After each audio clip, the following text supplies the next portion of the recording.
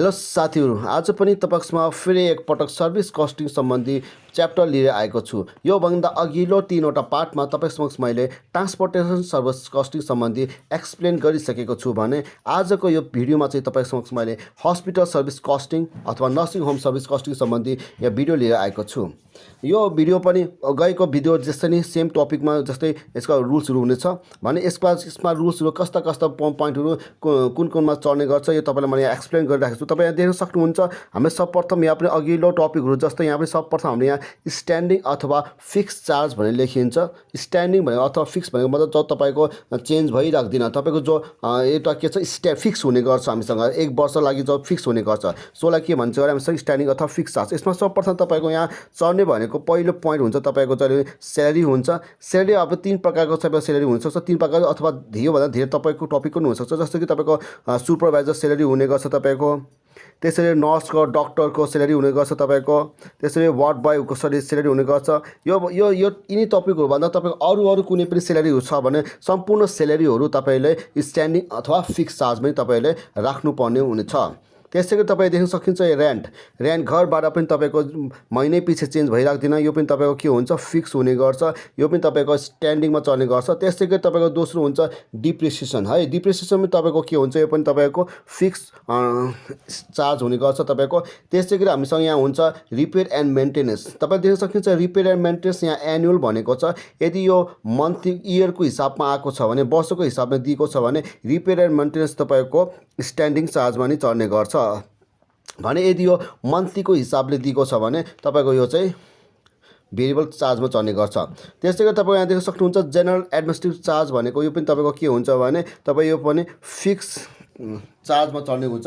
त्यसै गरी हामीसँग यो सम्पूर्ण बुदाहरू जोडेपछि तपाईँको के आउँछ भने तपाईँ यहाँ देख्न सकिन्छ टोटल स्ट्यान्डिङ चार्ज आउँछ है। यो सम्पूर्ण जोडेपछि आउने पोइन्टहरू हामीले के भन्ने गर्छ अरे टोटल स्ट्यान्डिङ चार्ज भन्ने गरिन्छ।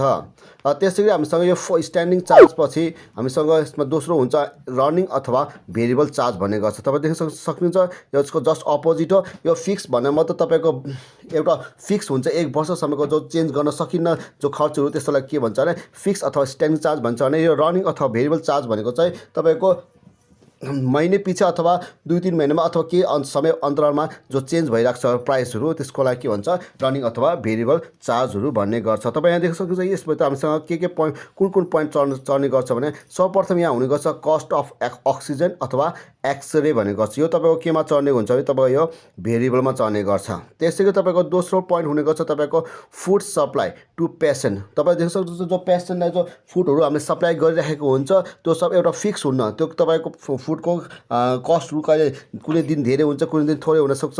त्यसै गर्दा यस्ता पोइन्टहरू पनि हाम्रो केमा चल्ने गर्छ भने भेरिएबल चार्जमा चढ्ने गरिन्छ। त्यसै गरी हामीसँग लन्ड्री चार्ज, जो लन्ड्री चार्ज भनेको तपाईँ यो पनि तपाईँको के हुन्छ भने यो पनि तपाईँको भेरिएबल भित्र नै पर्ने गर्छ, यो पनि तपाईँको फिक्स हुँदैन। त्यसै गरी तपाईँको देख्न सकिन्छ यहाँ मेडिसिन सप्लाई। अब हस्पिटलले मेडिसिनको जो सप्लाई गर्छ त्यो कुनै मन्थमा धेरै हुन्छ कुनै मन्थमा थोरै हुन्छ अरे त्यसै हिसाबले यो कुनै पनि फिक्स हुन्न। यो फिक्स नभएको कारण यसलाई पनि हामीले केमा राख्नुपर्ने हुन्छ भने यसलाई पनि हामीले भेरिएबल चार्जमा राख्नुपर्ने हुन्छ। त्यसै गरी हाम्रो चाहिँ दोस्रो टपिक देखिन्छ हामीसँग यहाँ डिस्पेन्सरी एक्सपेन्सेस भन्ने देखिन्छ हामीसँग। यो पनि तपाईँको के हुन्छ भने औषधिको जो खर्चहरू हुन्छ त्यो पनि हामीसँग के हुन्छ यो पनि हामीसँग फिक्स हुँदैन, यो पनि तपाईँको भेरिएबलमा पर्ने गर्छ।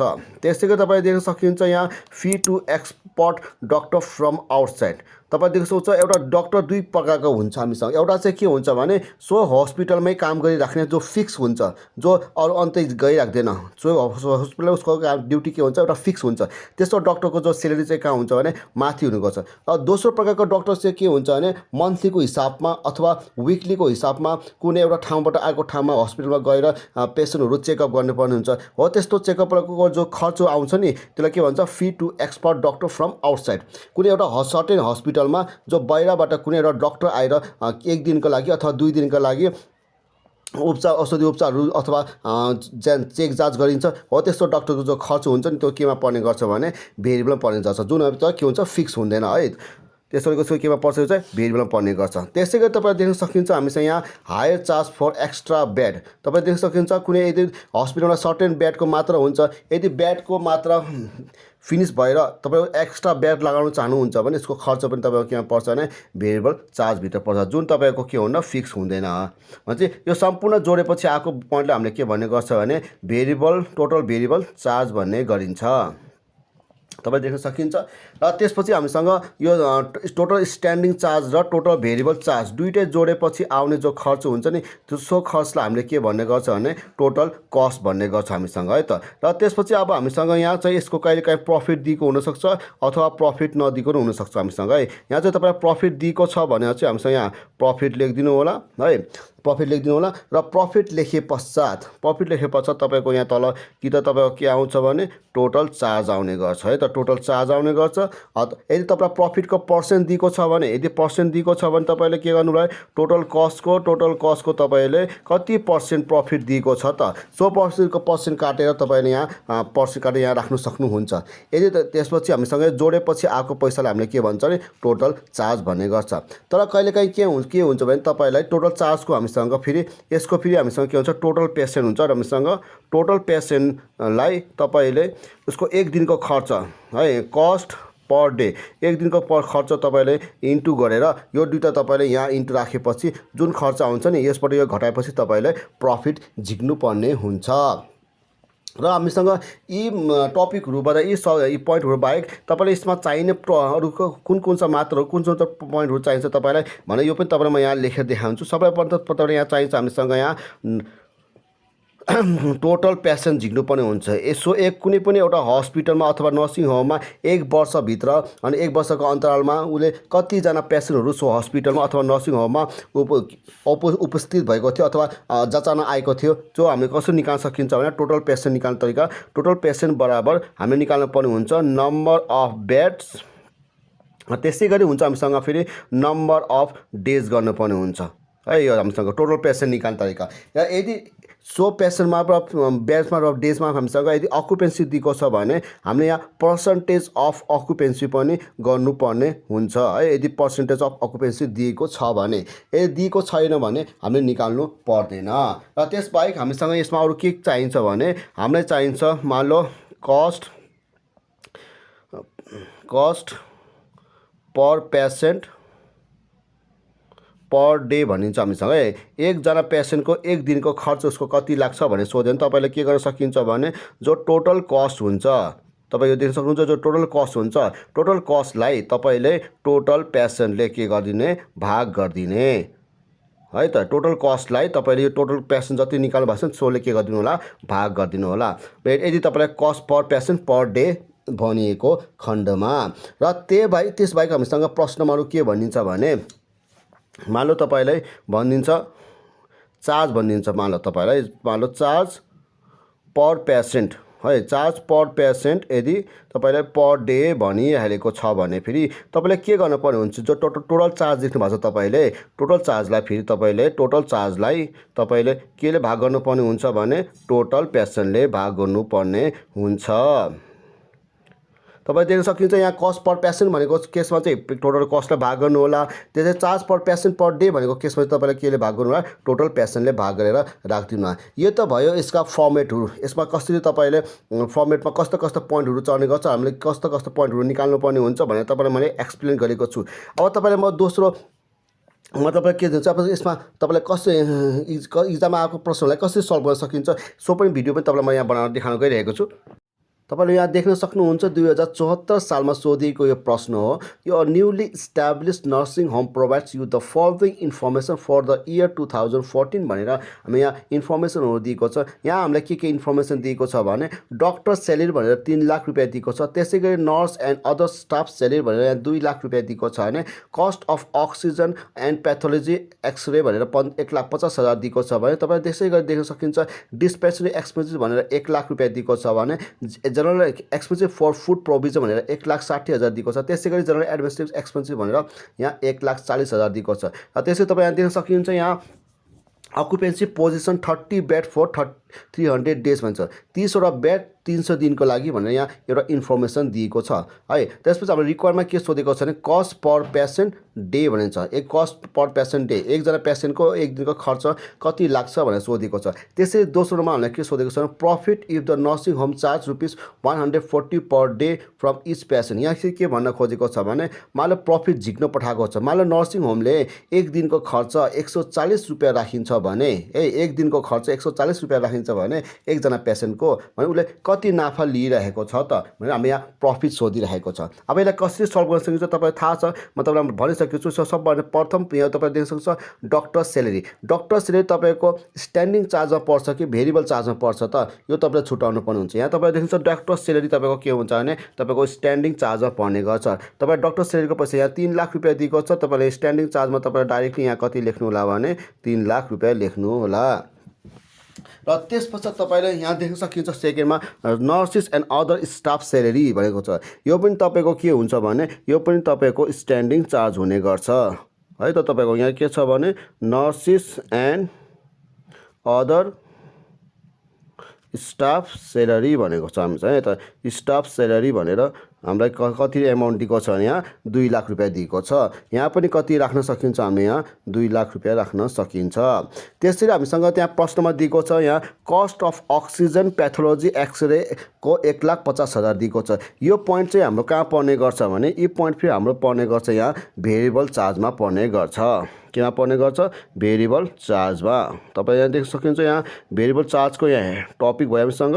अब यो भित्र चाहिँ हाम्रो के पर्ने गर्छ भने तपाईँले यहाँ देख्न सकिन्छ cost of oxygen, cost of oxygen, त्यसै गरी तपाईँले यहाँ प्याथोलोजीको खर्चहरू र त्यसै गरी एक्सरेको खर्चहरू जति तपाईँको केमा पर्छ भेरिएबल चार्जमा पर्छ, जुन कति दिएको छ ₹1,50,000 हामीलाई यहाँ दिएको छ। त्यसै गरी हामी यहाँ तपाईँ देख्न सकिन्छ यहाँ डिस्पेसरी एक्सपेन्स भनेर ₹1,00,000 दिएको छ। यो पनि तपाईँको केमा पर्ने गर्छ भने यो पनि तपाईँको यहाँ भेरिएबलमा पर्ने गर्छ है त। डिस्पेन्सरी चार्ज भनेर तपाईँको यो पनि केमा पर्ने गर्छ अरे भेरिएबलमा पर्ने गर्छ। किनभने औषधि जो खर्च हुन्छ त्यो कहिले पनि फिक्स हुन्न बिरामीको। त्यो कहिले कुनै दिनमा एक दिनमा धेरै थोरै राख्न सक्छ, कुनै दिनमा तपाईँको धेरै राख्न सक्छ। यसरी यसको कुनै पनि खर्चहरू हुन्न हस्पिटलमा हामीसँग। त्यसले गर्दा यो के हुन्छ तपाईँको भेरिएबलमा पर्ने गर्छ।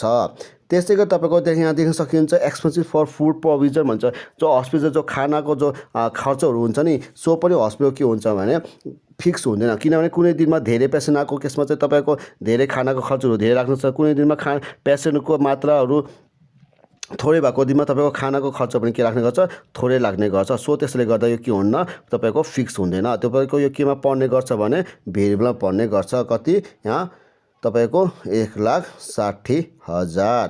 त्यसै गरी तपाईँको यहाँ प्रश्नमा त्यो दिन सकिन्छ हामीसँग अन्तिममा के दिएको छ भने जेनरल एडमिनिस्ट्रेटिभ एक्सपेन्सेस भनेको छ। यो चाहिँ तपाईँको केमा पर्ने गर्छ भने तपाईँको यो तपाईँको स्ट्यान्डिङ चार्जमा पर्ने गर्छ। जनरल एडमिनिस्ट्रेटिभ तपाईँ देख्न सकिन्छ यहाँ एडमिनिस्ट्रेटिभ एक्सपेन्सेस भने तपाईँलाई यो 1,40,000 चाहिँ तपाईँकोमा केमा पर्छ भने स्ट्यान्डिङ चार्जमा पर्ने गर्छ। अब तपाईँले यो तीनटा पोइन्टलाई तपाईँले जोडिदिनु होला 2,00,000 3,00,000 र 1,00,000 गर्दा यहाँ तपाईँको 6,40,000 आउँछ। सो आउको खर्चलाई हामीले के भन्ने गर्छ भने टोटल तपाईँले यसलाई स्ट्यान्डिङ चार्ज अथवा फिक्स चार्ज भन्न सकिन्छ।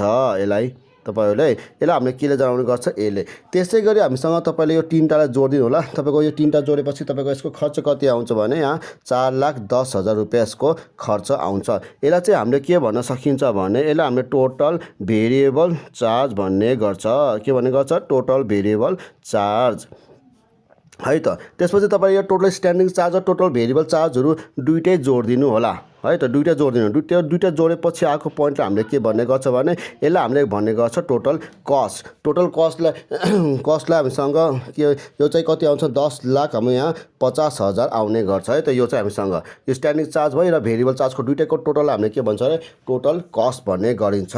र त्यसपछि हामीले के देख्न सकिन्छ प्रश्नमा यहाँ हामीसँग सर्वप्रथम के सोधेको छ भने कस्ट पर पेसेन्ट डे भन्छ। मतलब एकजना पेसेन्टको एक दिनको खर्च कति हुन्छ भनेर सोधेको छ। सोको लागि हामीले के गर्न सकिन्छ भने सर्वप्रथम तपाईँले यहाँ जहिले पनि फर्स्टमा टोटल पेसेन्ट निकाल्नु होला है त। के निकाल्न सकिन्छ? फर्स्टमा टोटल पेसेन्ट निकाल्ने फर्मुला हाम्रो के छ भने यहाँ नम्बर अफ बेड्स त्यसै गरी इन्टु नम्बर अफ डेज गर्नुपर्ने हुन्छ। तपाईँ यहाँ प्रश्नमा कतै पनि अकुपेन्सी दिएको छैन, सो त्यसले गर्दा यहाँ पर्सेन्टेजको अकुपेन्सी राख्नु परेन छैन। तपाईँ यहाँ देख्न सकिन्छ यहाँ नम्बर अफ बेड्स कति दिएको छ, 30 बेड्स दिएको छ भने यसको नम्बर अफ डेज कति दिएको छ, 300 दिएको छ भने तपाईँको नम्बर अफ बेड्समा चाहिँ कति छ, 30 छ भने नम्बर अफ डेजमा चाहिँ कति छ, यहाँ 300 छ भने तपाईँको यहाँ देख्न सकिन्छ कति पेसेन्ट आयो त हामीसँग, जम्मा तपाईँको यहाँ पेसेन्ट आउने गर्छ 9000 पेसेन्ट आयो हो। भने चाहिँ तपाईँलाई सोधेको थियो त होइन, तपाईँलाई सोधेको चाहिँ के हो भने तपाईँलाई सोधेको फर्स्टमा तपाईँलाई सोधेछ नम्बर एमा हामीलाई प्रश्न सोधेछ यहाँ कस्ट पर पेसेन्ट हामीसँग अ डे भनेको छ है। हामीसँग एकजना पेसेन्टको एक दिनको खर्च कति लाग्छ, यहाँ कस्ट भनेको छ। तपाईँ देख्न सकिन्छ कस्ट भन्यो भने तपाईँले यहाँ के गर्न सकिन्छ, फर्स्टमा तपाईँले टोटल कस्ट हुन्छ तपाईँको, जो टोटल कस्ट हुन्छ टोटल कस्टलाई चाहिँ तपाईँले केले भाग गरिदिने, टोटल प्रफिटले टोटल पेसेन्टले भाग गरिदिने। तपाईँ देख्छ टोटल कस्ट तपाईँको यहाँ 10,40,000 आएको 50,000 आएको छ भने तपाईँको टोटल पेसेन्ट कति आएको छ, 9,000 आएको छ। अब 10,50,000लाई तपाईँले 9,000ले भाग गरिदिनु होला। भाग गरेपछि यसको खर्च कति आउँछ त भने यसको खर्च आउँछ 116.67 रुपियाँ आउँछ। यो त जब तपाईँको खर्च के छ भने एक दिनको खर्च, एकजना पेसेन्टको एक दिनको खर्च सो नर्सिङ होममा कति लाग्ने रहेछ, 116.67 रुपियाँ खर्च लाग्ने रहेछ। तर तपाईँ यो चाहिँ एक दिनको खर्च, एकजना पेसेन्टको एक दिनको खर्च भने चाहिँ तपाईँ के छ भने दोस्रो क्वेसनमा प्रफिटमा तपाईँ देख्न सकिन्छ। जबकि यहाँ प्रफिट निकालो भन्छ, मान लो कि यहाँ क्वेसनमा के हुन्छ भने if nursing home charges 140 per day from each patient भने मान लो उसको एक दिनको खर्च चाहिँ यहाँ 116 रुपियाँ लाग्नुपर्ने हो, तर सो नर्सिङ होमले चाहिँ कति रुपियाँ लिइरहेको छ एक दिनको खर्च, एकजना पेसेन्ट बराबर 140 रुपियाँ, उसको लाग्नुपर्ने खर्च 116 रुपियाँ हो। जबकि पेसेन्टले उसले हस्पिटलले कति रुपियाँ लिइरहेको छ, नर्सिङ होमले 140 रुपियाँ छ। यहाँ तपाईँ देख्न सकिन्छ कति रुपियाँ नाफा लिइरहेको छ त उसले, यहाँ 116 रुपियाँ लाग्नुपर्नेमा सो नर्सिङ होमले 140 रुपियाँ लिइरहेपछि उसले कति नाफा भएछ, उसको प्रफिट कति भयो त हामीले यहाँ निकाल्न सकिन्छ। बीमा सोधेको चाहिँ तपाईँलाई के छ यहाँ प्रफिट है त, प्रफिट पर पेसेन्ट, एकजना पेसेन्टको प्रफिट कति छ त है त, उसको दिनको खर्च चाहिँ 116 हुनुपर्ने हो। जबकि हस्पिटलले कति लिएको छ हामीसँग 140 रुपियाँ लिएछ भने चाहिँ 140मा तपाईँले 116 रुपियाँ घटाइदिनु होला। उसको नाफा कति आउँछ त भने उसको नाफा आउँछ यहाँ 23.33 आउँछ भने चाहिँ सो हस्पिटलले एकजना पेसेन्ट बराबर, एकजना बिरामी बराबर उसले कति रुपियाँ नाफा लिइरहेको छ, 23.33 रुपियाँ उसले नाफा लिइरहेको छ। यसरी तपाईँले कुनै पनि क्वेसनहरूलाई घरमै बसेर सल्भ गर्न सकिन्छ। आगामी भिडियोमा पनि तपाईँलाई म सेम यसै गरी तपाईँको यो हस्पिटल सम्बन्धी नै क्वेसनहरू तपाईँसँग सल्भ गरेर आउनेछु। तबसम्मको लागि मलाई मेरो भिडियो हेरिदिनु भएकोमा तपाईँलाई धेरै धेरै धन्यवाद दिन चाहन्छु। र तपाईँले आगामी यदि मसँग जोडिन चाहनुहुन्छ भने डिस्क्रिप्सनमा मेरो फेसबुक र मेरो इन्स्टाग्रामका लिङ्कहरू दिएको छ, सोमा तपाईँले मलाई फलो गरेर मलाई मेसेज गरेर मसँग जोडिन सक्नुहुन्छ भन्दै मेरो भिडियोमा यहीँ अन्त गर्न चाहन्छु। हस्त धन्यवाद।